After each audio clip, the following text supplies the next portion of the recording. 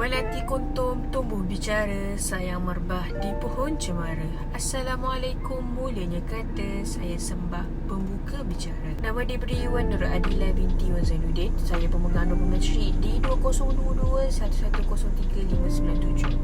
Saya daripada Fakulti Pengurusan Ekonomi. Saya memilih jurnal daripada Nurul Widat Fitri Muhammad dan rakan-rakan yang bertajuk Kepentingan Pengambilan Serapan dalam Meningkatkan Fokus Pelajar di Sekolah. Serapan ni kita boleh meningkatkanlah metabolisme dan memberikan nutrien untuk kita sepanjang hari untuk sentiasa bertenaga walaupun kita tidak mengambil sarapan tengah hari dan petang. Asalkan kita bersarapan cukup untuk kita memberikan tenaga pada kita untuk membantu kita menumpukan perhatian yang lebih. Siapa pernah dengar kata-kata daripada Adele Davis yang berbunyi breakfast like a king? Kalau kita terjemahkan dalam bahasa Melayu, iaitu sarapanlah seperti seorang raja. Dan pernyataan ini menunjukkan amat penting sarapan pagi dalam pengambilan seharian kita. Kerana sarapan pagi ini akan memberikan kita tenaga dan nutrien yang cukup. Dalam konteks ini adalah seorang pelajar. Pelajar jika mengambil sarapan pagi, mereka boleh fokus dan bersemangat kalau dalam kelas lah untuk fokus apa yang guru dia ajar. Kalau mereka tidak mengambil sarapan pagi, mungkin akan menyebabkan mereka kelesuan, keletihan untuk sepanjang hari. Definisi makanan ditarifkan sebagai apa sahaja yang boleh dimakan seperti nasi, roti dan lain-lain. Ini adalah menurut Dewan Bahasa dan Pustaka 2022. Makanan ini adalah merupakan satu elemen penting untuk penjagaan tubuh badan manusia. Kerana tanpa makanan ini, manusia menjadi tidak bertenaga dan mudah untuk jatuh sakit.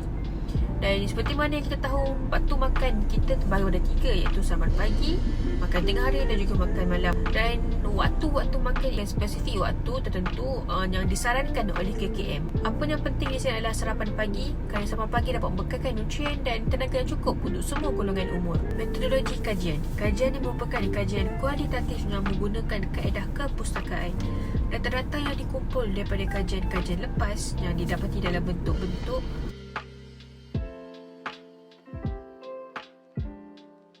objektif utama dalam kajian ini. Yang pertama adalah faktor yang mempengaruhi pencapaian akademik. Yang kedua, fokus dalam kelas mempengaruhi pencapaian akademik.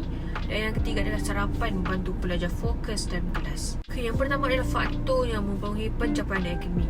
Dalam satu kajian telah dijalankan ke atas sekumpulan pelajar yang menduduki peperiksaan CGSE, iaitu dapatan ini menunjukkan pelajar yang mendapatkan keputusan yang cemerlang dalam ujian tersebut adalah mereka yang mengambil sarapan pada setiap hari.